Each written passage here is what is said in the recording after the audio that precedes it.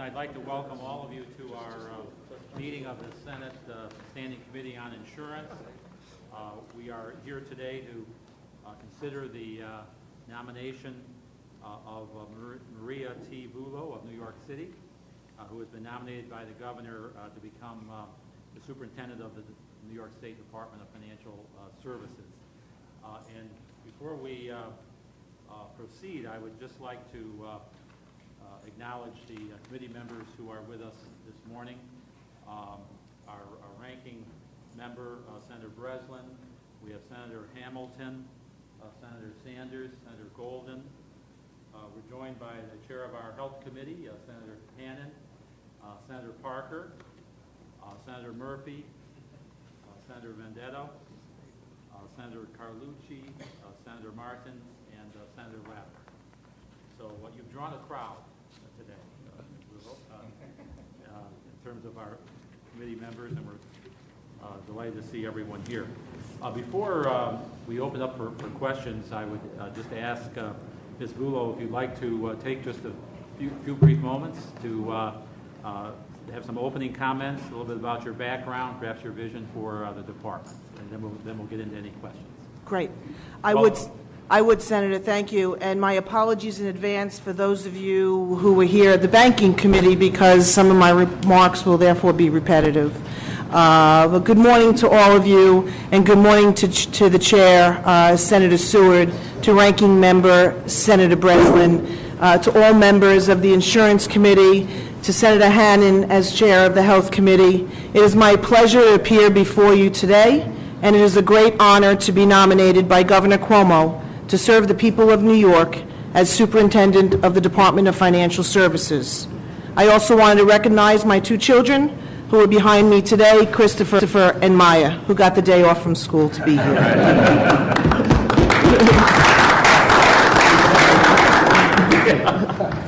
I look forward to working with you, the legislature, and getting to know you all over time.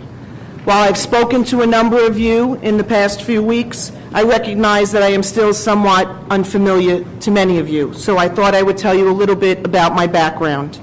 I am a lawyer, a mother, and a lifelong New Yorker. I was born and raised in Brooklyn, New York, the youngest of 5 children, by parents raised during the Great Depression, who themselves were children of immigrants. I was raised every day to believe in the American dream. My father was a decorated World War II veteran who suffered serious war injuries and became a factory worker after the war. My mother was a homemaker who desired for her children what she was unable to do herself, get a college and maybe even a graduate degree. My parents' encouragement never wavered, even when I made what must have thought to them to be an incredible decision to not only graduate college, but go on to law school, the first person in my extended family to become a lawyer. After attending public elementary school in Dyker Heights, Brooklyn, I attended high school at Fompon Hall Academy in Bay Ridge, Brooklyn, and earned my bachelor's degree at the College of Mount St. Vincent in the Bronx. I put myself through college and law school, working whenever I could on school and school breaks. I earned my law degree at the New York University School of Law, and later a master's in public administration at NYU's Wagner School of Public Service, as public service has always been a calling of mine. I am here before you today because I am dedicated to the public's best interests and because I appreciate the good fortunes that life has bestowed on me. My career has been more than I could have ever dreamed of. It has been incredibly fulfilling, with much more still to do. My first experience in public service was clerking for a federal judge in Norfolk, Virginia, first time out of New York. After my clerkship ended, I returned to New York and got a job at a law firm that then and now was considered at the top for corporate litigation, Paul Weiss, Rifkin, Wharton, and Garrison. I spent 27 years at Paul Weiss, becoming partner after 7, the second woman litigation partner in the firm's history. Throughout my career, I handled a broad range of commercial matters in the trial and appellate courts, as well as various proceedings before federal and state governmental agencies, including DFS. I am a trial lawyer, an appellate advocate, and a client counselor. Most importantly, I am very practical. I believe in compromise to get things done for the good of everyone. I am prepared, careful and thoughtful in my approach to solving problems. I do not shy away from hard issues, a good debate, or assuming the role of decision maker. Throughout my career, I have always committed myself to public service. I diaried thousands of hours to pro bono, nonprofit, and bar association activities. I served on numerous boards and held many leadership roles. I represented individuals and small businesses pro bono in all levels of the court system, and I taught and mentored young lawyers to do the same. I have championed equality for women and human rights for all. I believe that in life, having an impact means helping another person, even in the smallest way, to have a better life or even just a better day. I was privileged to serve as Executive Deputy Attorney General for Economic Justice under then Attorney General Andrew Cuomo. While at the AG's office, I headed the Economic Justice Division, overseeing the bureaus of investor protection, antitrust, real estate finance, consumer fraud, and the Internet. I handled many matters involving the insurance industries, as I had in private practice. I believe that my combined experience in both the private and public sectors on both sides of the table have given me a well-rounded view of not only our legal system, but our financial markets and financial institutions.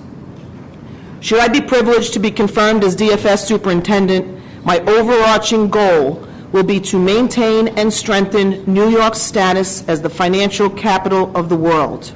I will work to implement DFS's mission to ensure we not only keep pace with, but lead the rapid and dynamic evolution of the financial services industries, guarding against financial crises and protecting consumers and markets from fraud. Our insurance industry is an important part of New York's economy, and I would like to see it to be even more robust and to serve even more New Yorkers. It is clear to me that as DFS Superintendent, my foremost obligation to New Yorkers will be to ensure the fiscal soundness of the financial markets and institutions that are crucial to maintaining New York's vibrant economy, and doing so with a true sense of fairness necessary to earn the trust and confidence of all stakeholders. As I said, the insurance industry is a vital part of New York's economy. We must applaud its successes. We also must be vigilant in ensuring appropriate fiscal oversight and protecting consumers. I am both pro-business and pro-consumer. I do not believe that those terms are mutually exclusive. I believe that everyone, from industry to citizenry, benefits when the rules are followed by everyone and everyone is protected. Since becoming acting superintendent 3.5 months ago, I have been getting an up-close and personal look at the agency's work. I have begun to fill some key vacant positions, and I will continue to do my best to ensure that DFS runs on time and does the work that it was mandated to do. I will build on the agency's many successes. Where there is room for improvement, and there is always room for improvement, I will work hard to make the necessary improvements. Great work has been done and continues to be done every day by the immensely talented people at all levels of DFS. Their commitment is inspiring, and I am privileged to have the opportunity to lead them forward. As far as my vision, I will focus on DFS's core activities: supervision of the financial sector, fair and effective investigation of fraud, protecting the interests of New Yorkers from predatory and unfair practices, and advancing industry innovation. I will work to support business growth while ensuring compliance with existing laws. Where necessary, promulgate new regulations and support new laws in order to best adapt to current times. I look forward to working with all of you, the legislature, as a partner in both your oversight and legislative roles. When you call me, I will answer. When you write to me, I will respond. I believe firmly that open channels of communication between us are good for the people of New York. In closing, I would like to say again, I am immensely honored by this opportunity to serve the people of this great state as superintendent of DFS. I am acutely aware of the many ways that the department impacts the daily lives of New Yorkers. I take that responsibility very seriously, and if confirmed, I will faithfully execute my duties in service to the people of New York. Thank you, and I'm happy to answer any questions. Thank you, Ms. Bulow, for that statement. I know you've touched on this in your statement. I'd just like to drill down a little closer on, Sure. on a few items. First of all, I know when many of us worked with the governor back in 2011, to merge banks and insurance, to form the new Department of Financial Services. And as you pointed out in your statement, included at that time in terms of one of the missions of the new department, and I'll just quote from the statute, to encourage, promote, and assist banking, insurance, and other financial services institutions in effectively and productively locate, operate, employ, grow, remain, and expand here in New York State. My observation is that the pursuit of that part of the mission, has been lacking in recent years. In fact, we did some checking on the website over time of the department. And since the new department was formed, according to our information, there's some 300 items posted on the website, including 261 press releases, 11 speeches, 24 letters. But out of these, only one related to the establishment of a new insurer here in New York State. None were, supportive of the industry. Most involved, enforcement actions. So I guess my question to you is, do you have any plans in terms of correcting what I would perceive as being the current, imbalance between, the proper regulatory, function of the department and this other side of the coin, and that is, promoting and enhancing, the industry, bringing new products to New Yorkers, new employment, all of that. Do you have any plans for furtherance of that aspect of the mission of the department? Absolutely, Senator. And as I said, I am pro-business. I am pro-industry. Most of all, I am a lifelong New Yorker, and we're going to keep New York and improve its status as the financial capital of the world. I've met with a number of the representatives of the insurance industry. I want to work with them to improve access of financial services to New Yorkers. I want them to grow. I want jobs to stay in New York. I think balance is an appropriate word. I'm a Libra, so maybe that comes naturally to me. But I believe in that, and I think that my critical job is to balance the importance of New York's status and to have a robust and growing industry that doesn't just grow, but also meets the current needs and is not stuck in the past. And that's not a criticism of industry. I'm saying in terms of our environment. And then at the same time, and these things I think can be done together and are not in conflict with one another, and that is to ensure compliance with laws, and most importantly for the insurance industry, the fiscal oversight of insurers, and to ensure that they have the adequate capital and reserves. Why? Because they are making contracts with New Yorkers, and New Yorkers are entitled to the benefit of that contract. And so, to me, that is my main obligation to New York and to the legislature that, mandated DFS, and it's in the statute, and I work under the mandate of the statute that has been provided to me. I know you mentioned about the communication and the importance of communicating, all stakeholders, but, in particular, the industry, having that open line of communication, which I think is a very, very positive concept.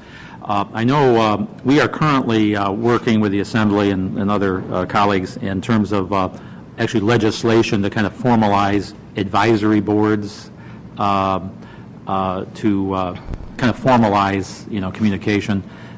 Is that something that you would consider in terms of on a regular basis sitting down with representatives of industry, CEOs, whatever the case may be, to just in a regular way have those lines of communications open? I am committed to open lines of communication with all stakeholders. I have already sat down with many members of industry, both through trade associations as well as the individual companies. I will continue to do that. I have said this to them, and I'll say this here. I'm not just doing this because I'm subject to confirmation. I will continue to have those communications. And the department actually has ongoing communications with the insurance industry all the time because of the examinations and the licensings and the product approvals and all of that. But I personally am also committed to that and to listening, as I am to all other stakeholders, the legislature, consumer groups. You know, you all have constituents, so I think that that is important for me, too, to hear what the concerns of your constituents on. So I am comfortable. I don't want to comment on pending legislation, which is right now, you know, obviously there's a lot of that going on now, and I think it's best for me not to comment on pending legislation that's working its way through the legislature in the next 10 days. But I would say I don't need the mandate to sit down and have communications with industry, because I'm going to do it. Frankly, it's part of my job, and it will make my job, I think, the work of the agency more effective for me to do that. And I think my my prior experience in the private sector has sort of certainly informed me, and I think I have a pretty good sense, although I don't know everything. I would never say that, but a good sense of the interest, and I'm happy to talk it through with them. Yeah, thank you. Thank you. You know, as our insurance regulator in the state, I mean, it's the department and the superintendent's role to carry out the statutes that are passed by the legislature as it relate to proper regulations. You know, sometimes over the years, it's been my observation that we've seen regulators and staff, you know, making what is called these desk drawer rules. You know, under the auspices of, you know, enforcing or interpreting laws that have been passed by the legislature, perhaps, you know, pushing that envelope beyond, you know, the scope of the legislation and the statute. You know, to what extent do you think it's appropriate for a regulator to stick to the letter of the law versus, you know, expanding the reach of the law as you carry out that regulatory function? I am very clear about my role and my authority, and so I am, while a member of the executive branch, a, you know, head of an agency that has been established by legislative authorization and obviously gubernatorial signature as well. But I am very clear that I act within the authority that has been granted to me.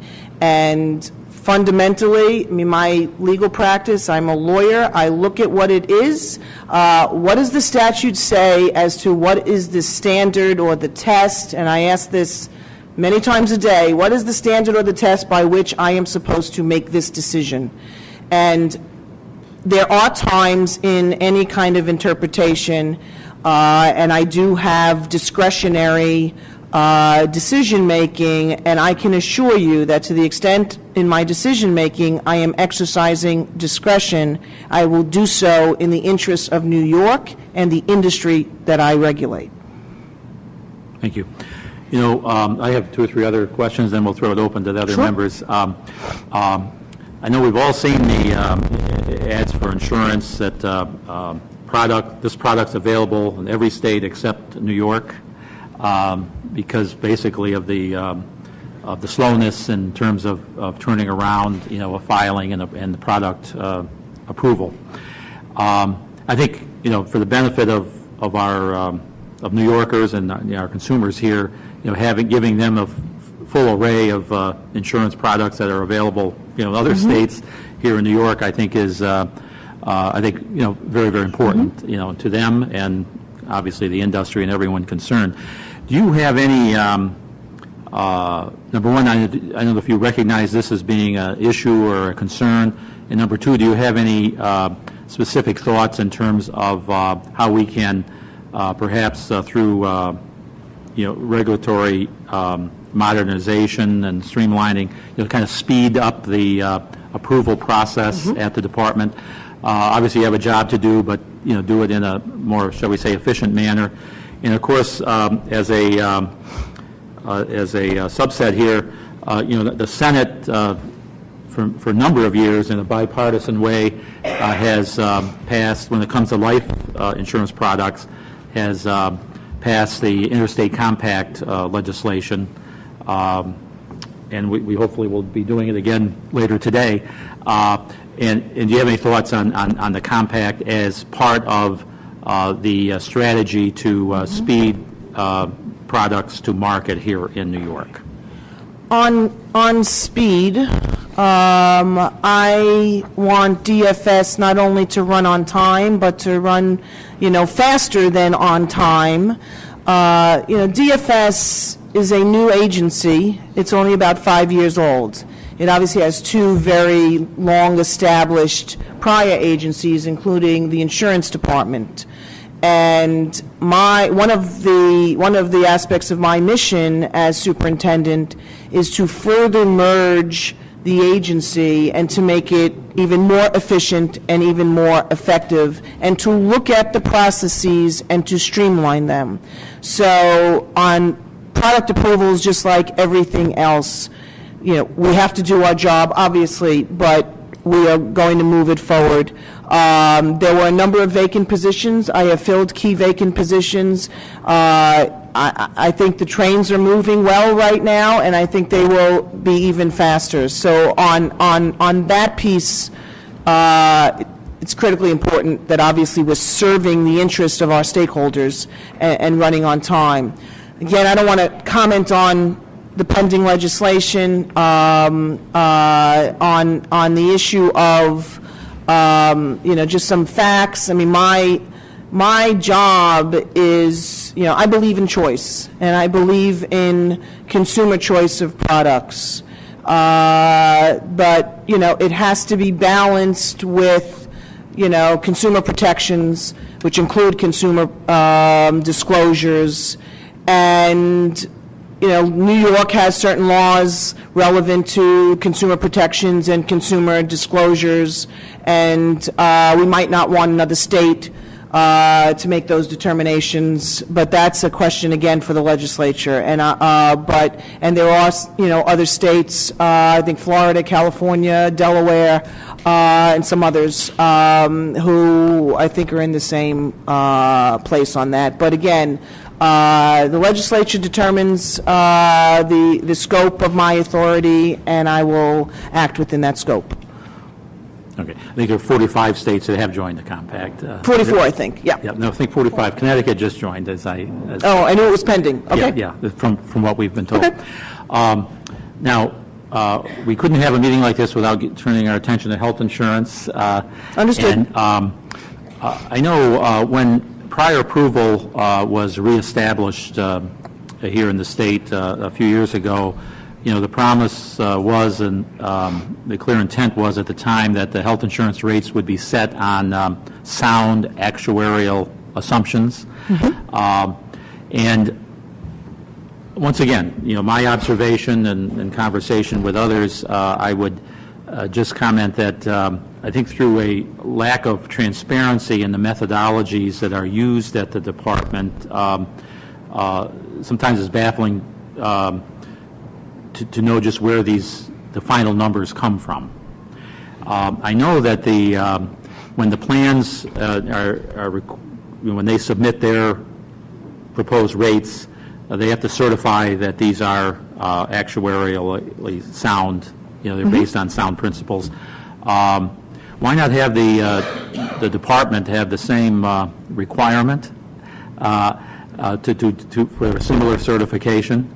And also, I know we have legislation that would, I think, provide much more transparency and have much more of a, of a give and take, when there is a difference of opinion, and let these, let the numbers people have the opportunity in a formal way to have some back and forth, and so everyone, the public, the plans, everyone involved would just know where these final numbers are coming from, and to make sure that they are based on sound actuarial principles rather than perhaps either political or other factors.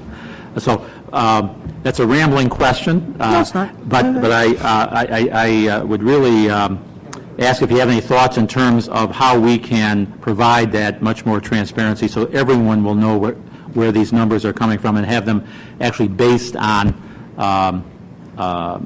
actuarial facts rather than some other factors. So we are undergoing the review process right now at DFS on the health insurance rates. So the health insurers have made their proposed requested rate increases in both the individual market and the small group market, and there's a 30-day public comment period, and then there's a time period, I think it's end of July, early August, when DFS makes its determinations. We are actually engaged right now with the health insurers on the actuarial level. The statute says that DFS's determinations must be based on sound actuarial assumptions and methods, and that the rates shall not be unreasonable, inadequate, excessive, or unfairly discriminatory, and that I can consider the financial condition of the insurer in making the determinations. And I can assure you that that will be the basis for our analysis and our determinations of these rates. We have very highly qualified actuaries at DFS. They are looking at the numbers. I think it was in 2011 or 2012 that DFS made the agreement with the health insurers to actually publicize their requests. That wasn't something that they necessarily wanted to do, but we reached an agreement with them. We publicize our decisions. I believe in transparency, and I believe in working with them on this. But politics doesn't enter that decision. It's the decision as I explained it. And again, it's balancing the financial solvency issues, which is my primary concern, and the tremendous debt burden or, cash burden on people, on your constituents in terms of health insurance rates. And that's not an easy task, but that's my task. And I'll say the requested rates that have come in are actually quite consistent with nationwide requested rates at other states. In fact, some of them are even higher than the requested ones in New York. Some are lower, particularly in the individual market. So we have in the individual market a weighted average of about 17%, but we have other states where the requested rates in Nebraska and in Maine and in Virginia, I looked at this when this all came in, that are actually even higher. So if I had to, we have a health care costs issue nationwide. And I think in New York State, we're really trying to work on that with the SHIP model, with the, trying to move away from fee-for-service into value-based purchasing and to actually reward outcomes as opposed to 5 different services for something. And I think that's a great step. We work with the Department of Health on that. That's not my jurisdiction, but I recognize and I've met with the health insurers. I've talked to them about some of these issues. There are some that are just in the individual market that have, perhaps sort of greater stress. But we're working on that, and I can assure you that the decisions are going to be made based on sound actuarial practices and striking that important balance, because healthcare costs to our people, our individuals across the state, is a real burden on families' finances. So that's the balance. No question. Yeah, I would agree with you. We don't want anyone paying a nickel more for their health insurance than they need to. On the other hand, as we saw during the Health Republic demise, without a solvent, financially solvent plan, what good is your health insurance if it's not there to pay the claims when you go and seek service? And so that is that we're back to that word balance, obviously. Absolutely. And mentioning Health Republic, I know Senator Hannan and I, at the beginning of the year, in this very room, had a roundtable on Health Republic and what went wrong there. It would seem that everyone around the table seemed to realize that this was a Health Republic was a financially unsustainable plan, except the folks from the department. And I realized there was some federal funds that we were anticipated that did not come to Health Republic. But with the emphasis on maintaining solvent plans, so they're there for the people when they need their plan. I guess it begs the question when the Health Republic, where was the department's oversight of Health Republic? And I realize you were not there at the time, but is there anything you would have done differently as you look at this Health Republic debacle? I mean, obviously the Health Republic situation has caused some, great concern to all of you as well as to providers across the state.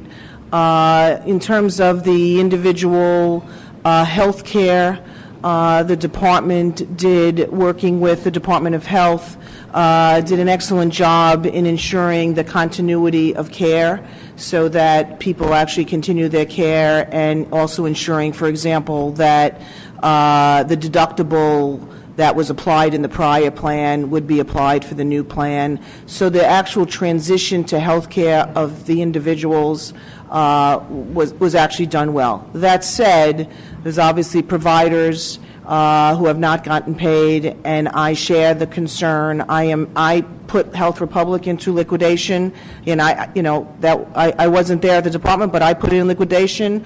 I'm taking control over the situation. I will do my best in the liquidation process, which is supervised by a Supreme Court justice, to access whatever assets we can, including if there are any responsible parties, and then addressing the liabilities, which is obviously very large.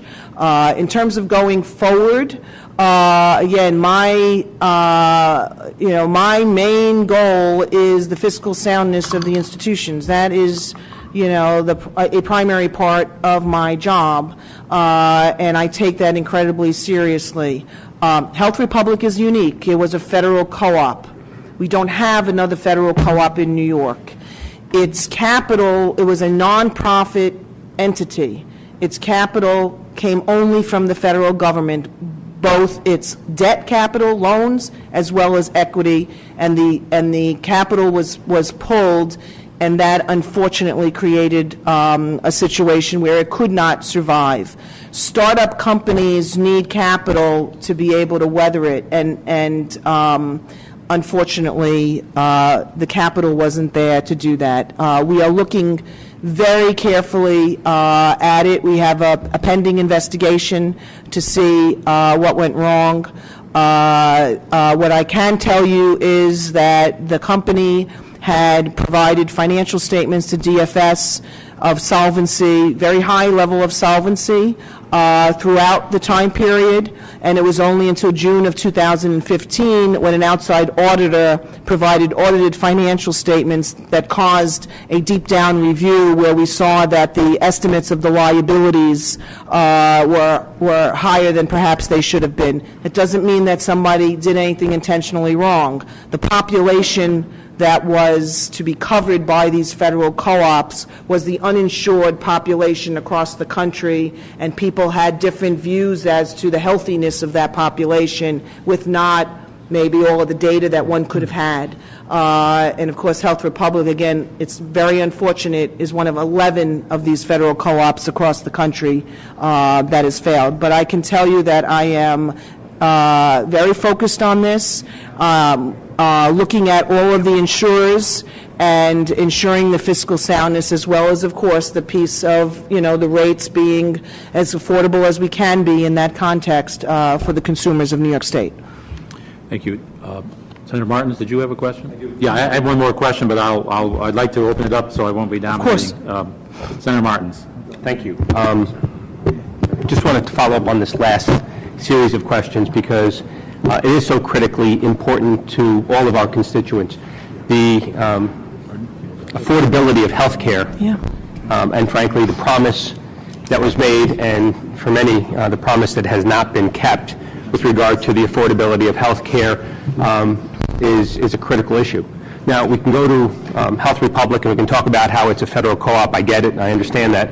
But it is the oversight of that federal co-op in New York and how they set their rates here, and the lack of oversight, the fact that we needed an outside auditor to actually find this information, and we didn't have mechanisms in place to be able to protect ourselves and the public from, frankly, having bad information is a concern. How would you handle it differently, and what kind of safeguards can we put in place to prevent that from happening going forward? Well, I think,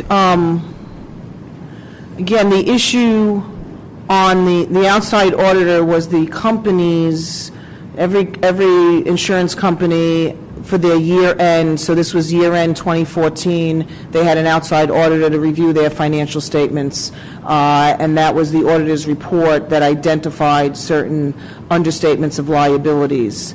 That fact alone doesn't mean that somebody could have seen that earlier, and we are looking at that and investigating that right now as we speak. And so, on that issue, and again, it's the uninsured market that was to be covered by the health republics and like federal co-ops across the country.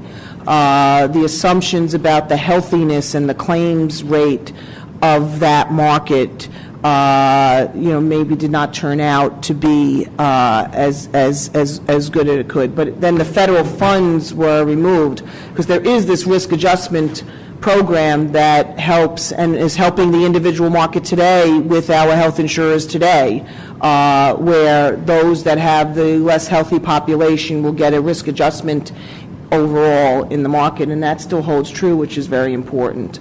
But as I said, going forward, I am very much focused on this and on the fiscal soundness, and looking at the financial statements that are being submitted, and including looking at what the health insurers are proposing to us in their actuarial analysis for their requested rates, which has a lot of deep down information, which is very helpful to us, obviously. Well, I appreciate that, and frankly, the assumptions that were made, and I'm glad you brought that up, are the underpinning of the shortfall and the eventual default and failure of First Republic, or Health Republic, excuse me. So have those assumptions been corrected? We're looking at an average of 17% increase and above for many policyholders across the state. Certainly I'm hearing it from my constituents. I'm sure my colleagues can speak for themselves, but is that the new normal? Are we looking at double-digit increases every year? Is there a pattern, or can you assure us that we have turned the corner and that the pricing on health insurance is stabilizing? And if it hasn't, what do you intend to do about it? And is there a new model that we should be pursuing because people simply can't afford health insurance anymore? And that's a critical issue that is, frankly, a concern for me, and I'm sure a concern for many of my colleagues.